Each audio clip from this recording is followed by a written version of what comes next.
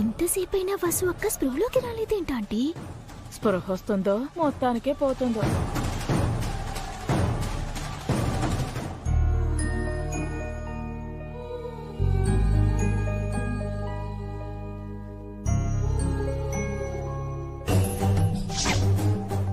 నా ప్రాణం పోయినా సరే మిమ్మల్ని వెళ్ళనివ్వనత్తయ్య. మీరు వెళ్ళాలనుకుంటే నా శవాన్ని దాటుకుని ముందుకు వెళ్ళండి అత్తయ్య. భగవంతుడా, వసుకేం కాకుండా చూడు. నా వల్ల తను కష్టంలో పడకూడదు.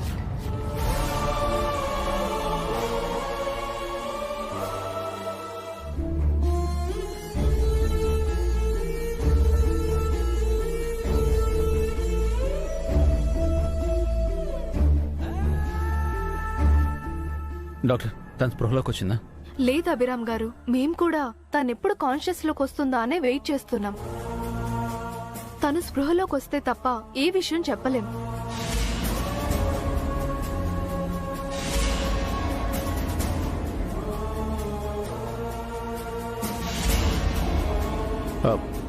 అమ్మా పావని, ఈ రోజు ఉదయం వరకు వసు బానే ఉంది కదా? బాగుంది మావయ్య. అత్తయ్య గారికి కాఫీ ఇస్తానని వెళ్ళింది, అంతలోనే ఇలా అయ్యింది.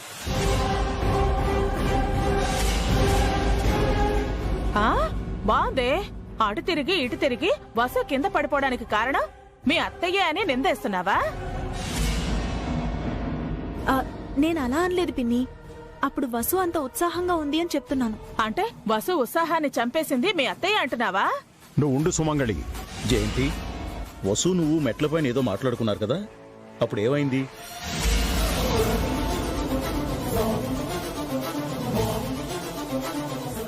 అది అమ్మా, వసు గారు మీరు ఏం మాట్లాడుకున్నారు? అసలు వసు గారు ఎలా పడిపోయారు?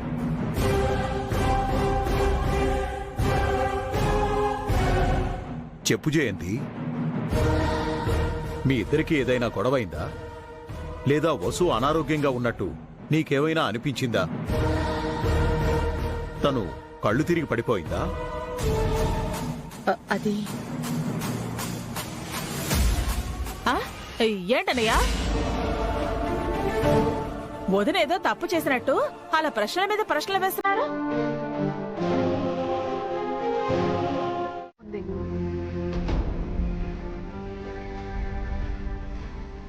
అప్పుడు బాడీ ట్రీట్మెంట్ కు సహకరించదు. మేం కూడా ఏమీ చేయలేము.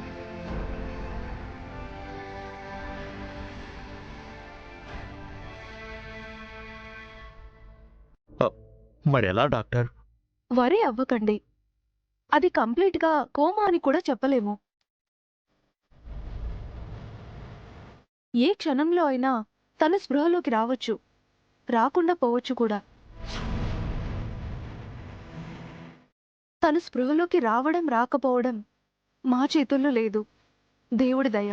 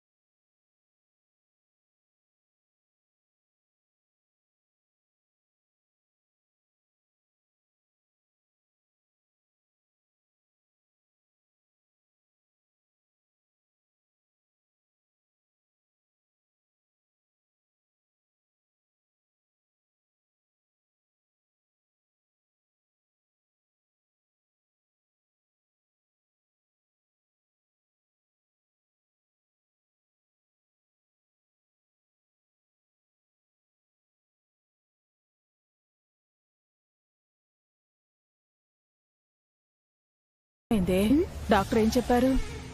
కష్టమని అంటున్నారు. నిజమా? అంటే కళ్ళు తెరవకుండానే కళ్ళు మూస్తుందా? ఏ విషయం రేపు చెప్తామన్నారు.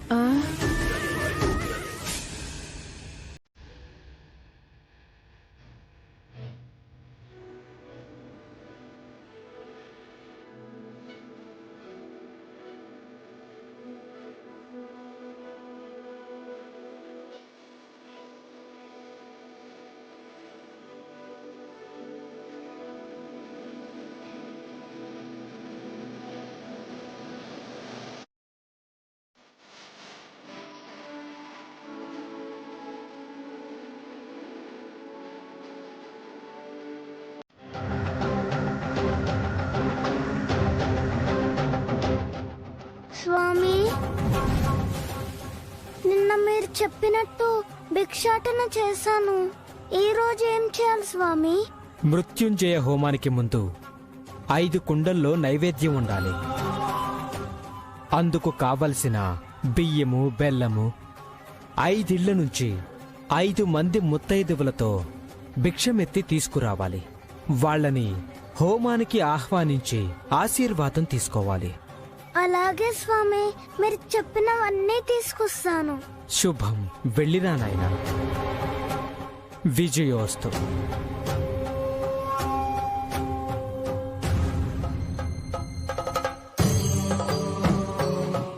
స్వామి, ఆ పసిపిల్లవాణ్ణి ఎలా పరీక్షిస్తున్నారు? ఇప్పటి వరకు పరీక్షించలేదు శాస్త్రి. అసలైన పరీక్ష ఇప్పుడు మొదలవుతుంది.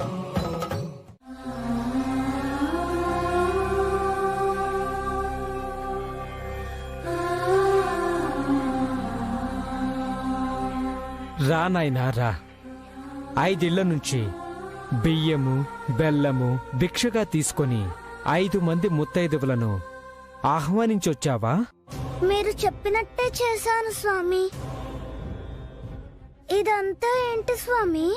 మీ అమ్మని బ్రతికించుకోవాలనే నీ సంకల్పానికి స్వామీజీ సాయం చేస్తున్నారు బాబు. నీకోసం నాతో ఈ హోమం ఏర్పాట్లు చేయించారు. చాలా థ్యాంక్స్ స్వామీజీ.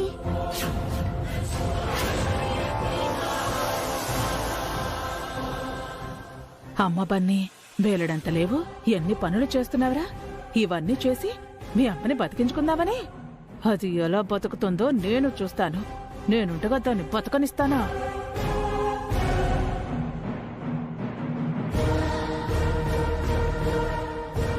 అమ్మో అమ్మో అమ్మో అమ్మో బన్నీ, మీ అమ్మ కోసం ఎంత కష్టపడుతున్నావురా? రాత్రి మీ నాన్న చెప్తుంటే నా గుండె తరుక్కుపోయింది. ఉండబట్టలేక పరుగు పరుగునొచ్చాను. ఎందుకొచ్చారమ్మా? ఎందుకంటావేంట్రా? వసు నీకు అమ్మ అయితే నాకు కూతురవుతుందిరా. నువ్వెలా మీ అమ్మని బతికించుకోవాలనుకుంటున్నావో అలాగే నేను నా కూతురు బతకాలి అనుకుంటున్నాను. ఏంట్రా అలా చూస్తున్నా? నా మీద నమ్మకం లేదా? మీ అమ్మకు నాకు 1,00,000 గొడవలుండొచ్చు. అంత మాత్రానా నేను మీ అమ్మ బతకాలని కోరుకోకూడదా ఏంటి? నీకు సాయం చేయకూడదా ఏంటి? బాబు, హోమానికి సమయం అవుతుంది. వెళ్ళి స్నానం చేసిరా. అలాగే పంతులు గారు.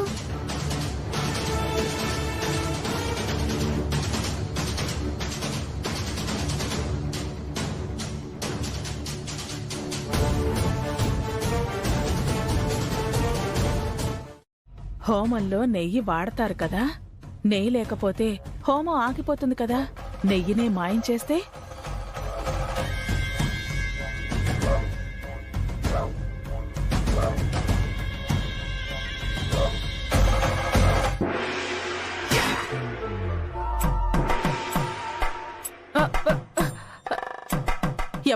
ఎవరు నన్ను కొట్టింది?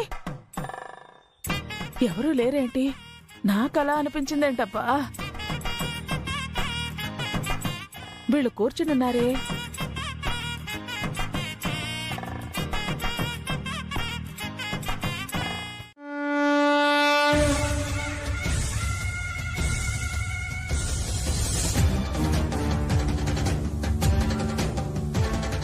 ఓం గం గణపతే స్వాహ. औरिंदती भावे स्वाहा. ओम तदर्थदा ओम अग्निदग्धाय स्वाहा. నాయనా, ఈ ప్రసాదం తీసుకుని ఆ హోమంలో వేయి. అలాగే పంతులు గారు.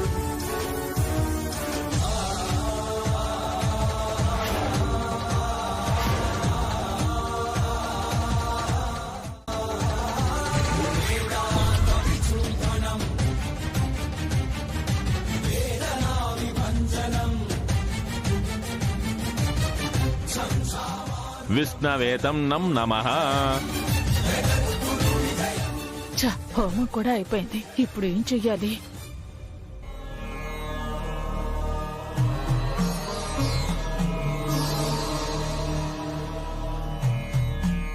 అమ్మలారా, ఈ బాలుడి తల్లి బతకాలని మీ నిండు మనసుతో ఆశీర్వదించండి.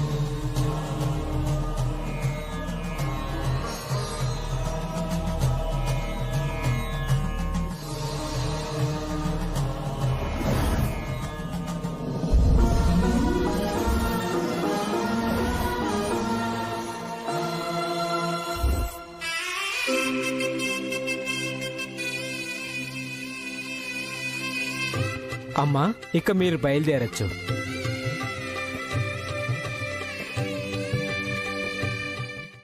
ఇంతటితో మహామృత్యుంజయ హోమం పరిసమాప్తమైంది నాయనా. నీ దృఢచిత్తము, వీర సంకల్పంతో హోమం పూర్తి చేశావు.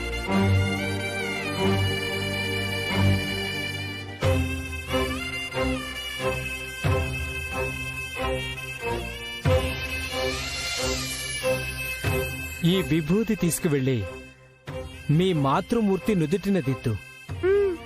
శుభం భూయాత్.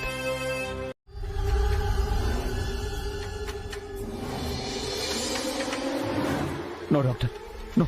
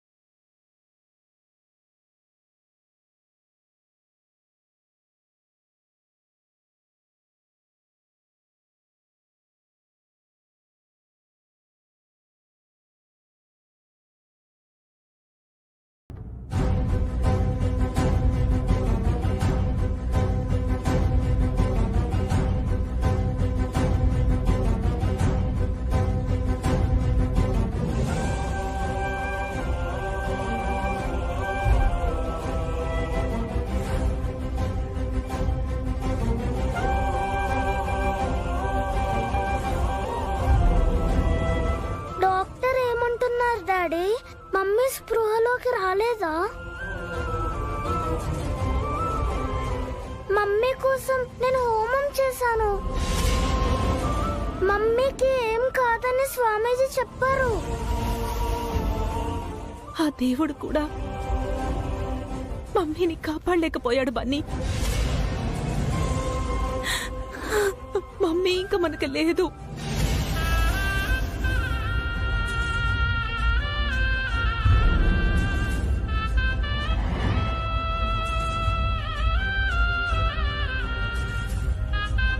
లేదు పెద్దమ్మ, నేను స్వామీజీ చెప్పినట్టే చేశాను. మమ్మీ తప్పకుండా కళ్ళు తెరుస్తుంది. మమ్మీకి విభూతి పెట్టమని స్వామీజీ చెప్పారు. విభూతి పెడితే మమ్మీ కళ్ళు తెరుస్తుంది, నాతో మాట్లాడుతుంది. బన్నీ,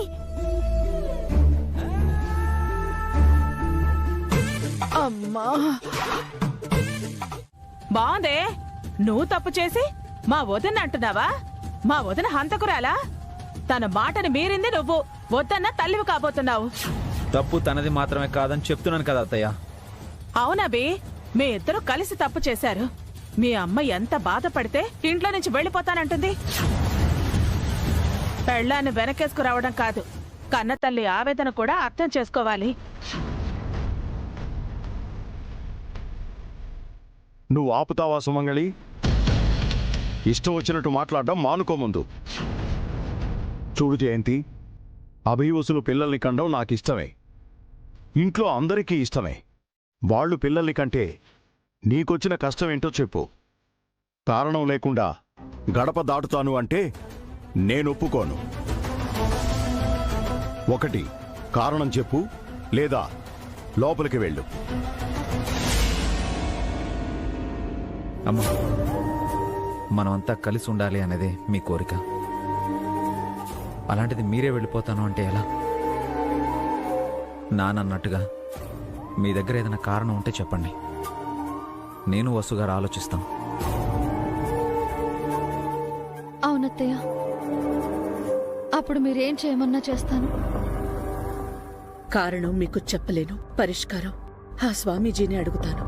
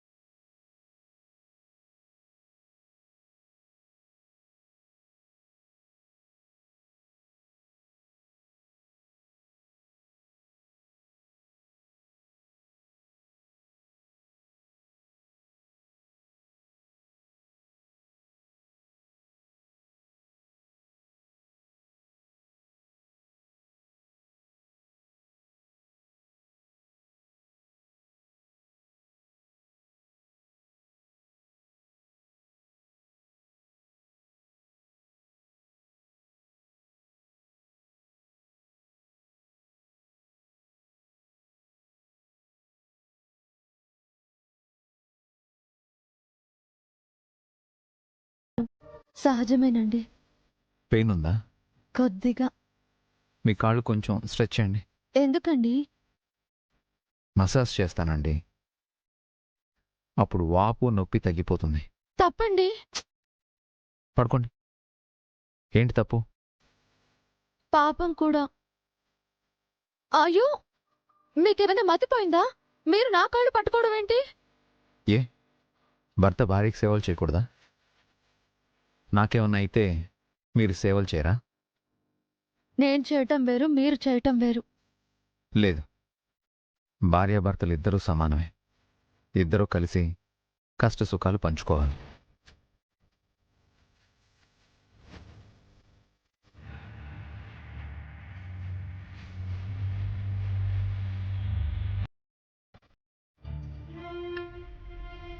మసాజ్ చేస్తే నొప్పి తగ్గిపోతుంది.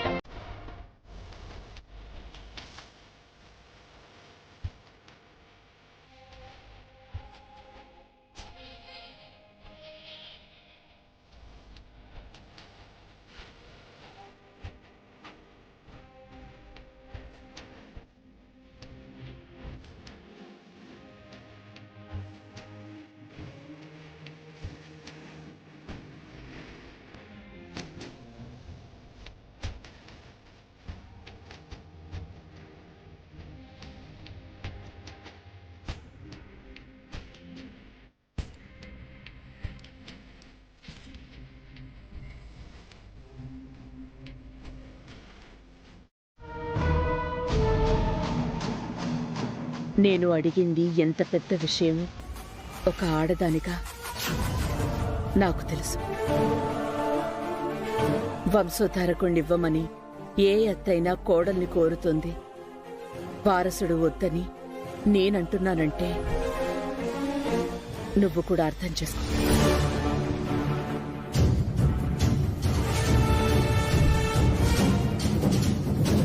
తప్పదు, నువ్వు నీ బిడ్డని వదులుకోవాల్సిందే.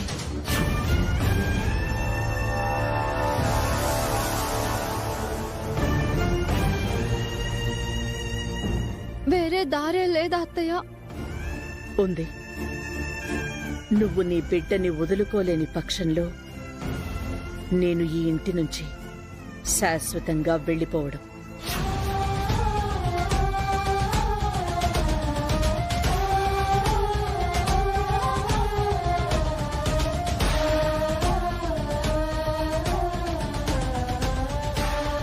నేనెప్పుడో వెళ్ళిపోవాల్సిందాన్ని నీ వల్ల ఆగిపోయాను. నేను కోరింది కాదు అంటే నీ వల్లే నేను ఈ ఇంటికి దూరం అవ్వాల్సొస్తుంది.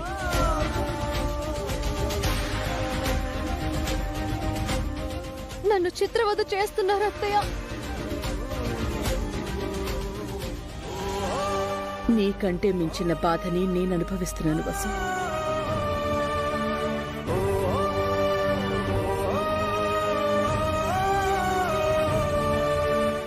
తప్పదు వసు, ఇది నా నిర్ణయం. నీకో వారం టైం ఇస్తున్నాను. ఆలోపు నువ్వే నిర్ణయించుకో.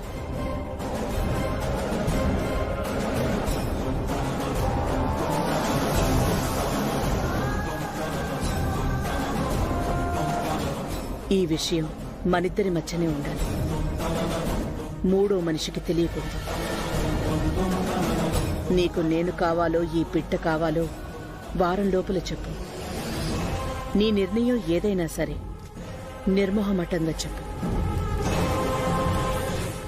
అప్పటి వరకు నిన్ను నేను ఇబ్బంది పెట్టను.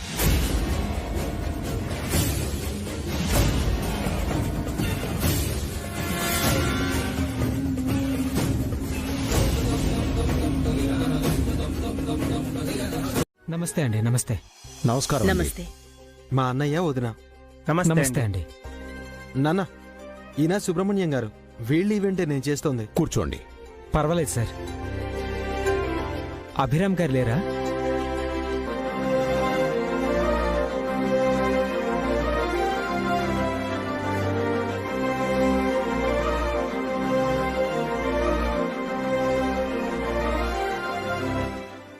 Hi sir. ఫైన్.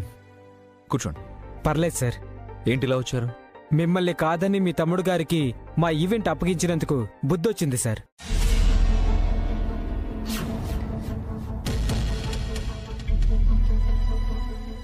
అగ్రిమెంట్ తీసుకుని 10 రోజులైనా ఈవెంట్లో చిన్న మూమెంట్ కూడా లేదు.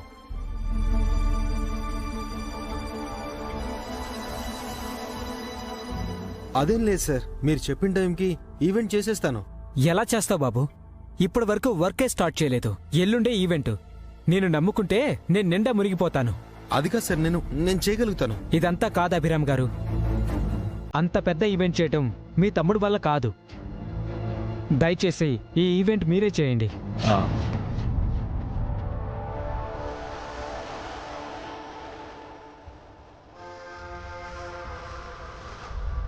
అది కాదండి. మీరు ఇంకేం మాట్లాడకండి సార్. మా ఈవెంట్ మీరే చేస్తున్నారు. అయ్యో అది కాదండి. ఇవి చేతులు కాదు, కాళ్ళు అనుకోండి. మీరే ఈవెంట్ నుంచి నన్ను గట్టెక్కించాలి. అది కాదండి, నా తమ్ముడు చేస్తున్న ఈవెంట్ని నేను. మీరు మా ఈవెంట్ చేస్తున్నారు అంతే సార్. మీ ఆఫీస్కి అడ్వాన్స్ పంపిస్తాను. ఉంటాను sir. Please sir, please please. Hello.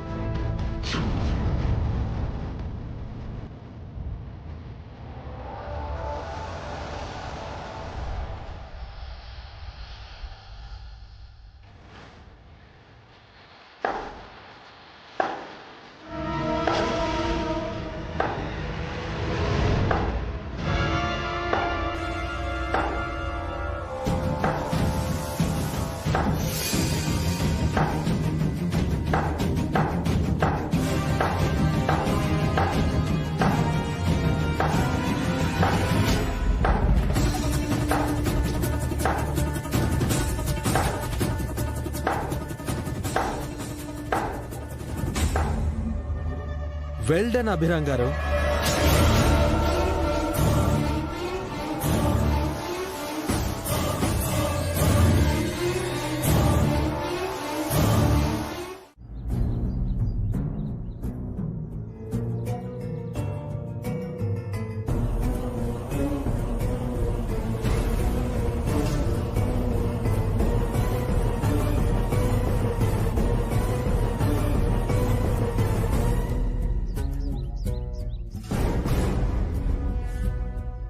ఏంటండి, అఖిల్ మాటలకి ఫీల్ అవుతున్నారా?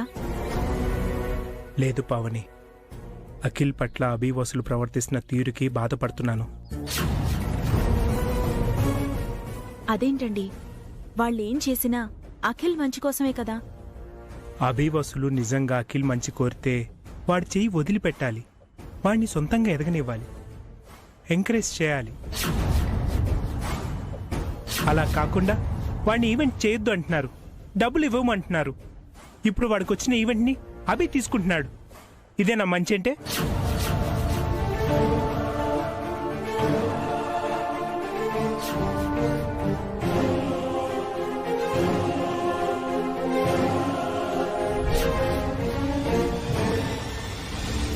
ఇదేంటి బావగారు ఆయన్ని అంతలా అపార్థం చేసుకుంటున్నారు? మీరు అభి వసూల్ని అపార్థం చేసుకుంటున్నారండి.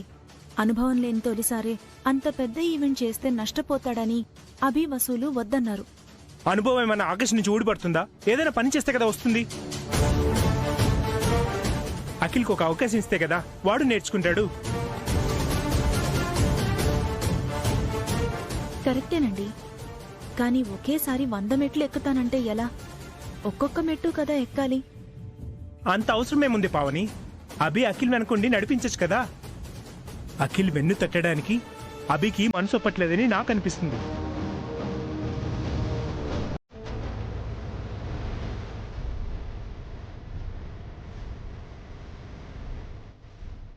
ఇప్పుడు అఖిల్ని చూస్తుంటే వాడిలో నేను కనిపిస్తున్నాను. ఇంకా చెప్పాలంటే నిన్న మొన్నటిదాకా నేను కూడా అణిచివేయబడ్డాను. నాకు ఎలాంటి ఏ విలువ లేదు. ఒక మనిషిగా కూడా నాకు గుర్తింపు లేదు. అభి ఏ రోజు నాకు... మీకు నిజంగా ఏదో దెయ్యం పట్టినట్టుంది. పిచ్చి పిచ్చిగా మాట్లాడుతున్నారు. నిజం మాట్లాడేవాడిని పిచ్చివాడే అంటారు పావని. నేను నీకు కూడా లోకు అయిపోయాను కదా.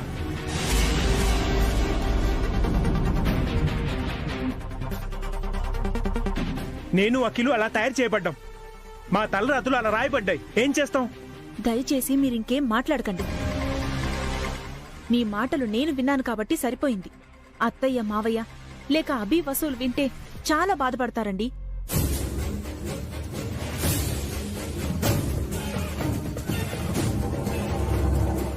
మీకేమనిపించినా సరే మీరు నాకు దేవుడితో సమానం. మీకు దండం పెట్టి అడుగుతున్నాను, ఇంకెప్పుడూ ఇలాంటి మాటలు మాట్లాడకండి. మీకు మీరే మీ విలువ, గౌరవం తగ్గించుకోకండి.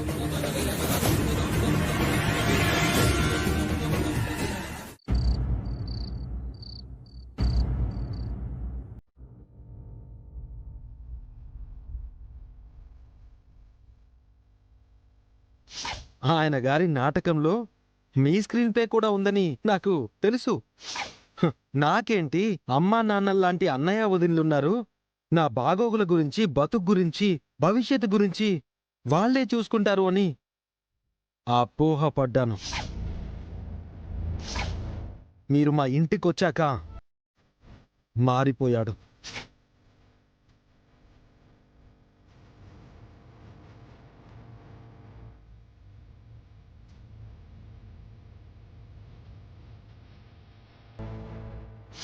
అఖిల్ వెన్ను తట్టడానికి అభికి మనసు ఒప్పట్లేదని నాకు అనిపిస్తుంది. ఇంకా చెప్పాలంటే నిన్న మొన్నటిదాకా నేను కూడా అణిచివేయబడ్డాను. నాకు ఎలాంటి ఏ విలువ లేదు. ఒక మనిషిగా కూడా నాకు గుర్తింపు లేదు.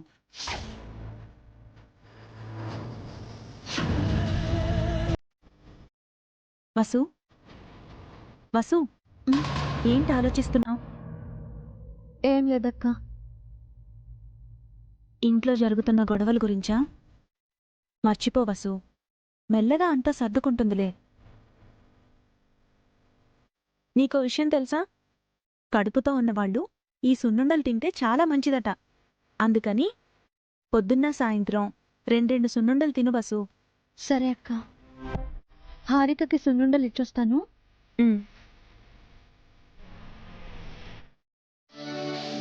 అక్క, మామిడి తోరణం రెడీ. వెళ్ళి గుమ్మానికి కడతాను. తోరణం కట్టాలంటే నీకు గుమ్మం అందదు. కడుపుతో ఉన్నావు, నువ్వు అలాంటి రిస్క్ పనులు చేయకూడదు. కాసేపు ఆగు, నేనే కడతాను. నేను కట్టొచ్చా వదినా? మీరు కడతారా? అవునండి. మగాళ్ళు మామిడి తోరణాలు కట్టచ్చులే వసు, కట్టనివ్వు.